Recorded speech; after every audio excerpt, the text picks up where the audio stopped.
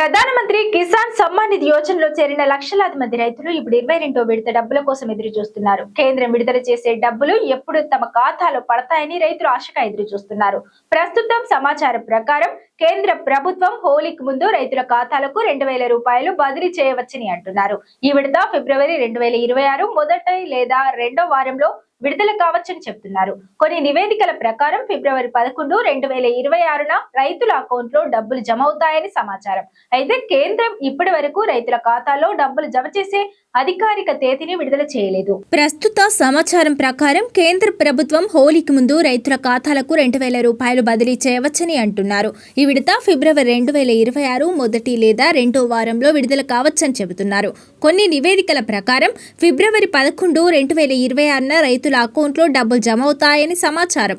అయితే కేంద్రం ఇప్పటి వరకు రైతుల ఖాతాలో డబ్బులు జమ చేసే అధికారిక తేదీని విడుదల చేయలేదు. ప్రధానమంత్రి కిసాన్ యోజన అనేది కేంద్ర ప్రభుత్వ పథకం. ఇది అర్హత కలిగిన రైతు కుటుంబాలకు ఏటా 6000 రూపాయలు ఇస్తుంది.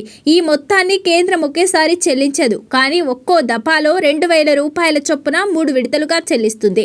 ఈ డబ్బును డీబీటీ ద్వారా రైతుల బ్యాంకు ఖాతాలకు నేరుగా బదిలీ చేస్తారు. ఈ పథకం రైతులు తమ వ్యవసాయ ఖర్చులు, గృహ అవసరాలను సులభంగా తీర్చుకోవడానికి వీలు కల్పిస్తుంది. ప్రతి రైతు ఈ పథకం నుంచి ప్రయోజనం పొందరు. ప్రభుత్వం కొంతమంది రైతులను ఈ పథకం నుంచి మినహాయింపు ఇచ్చింది.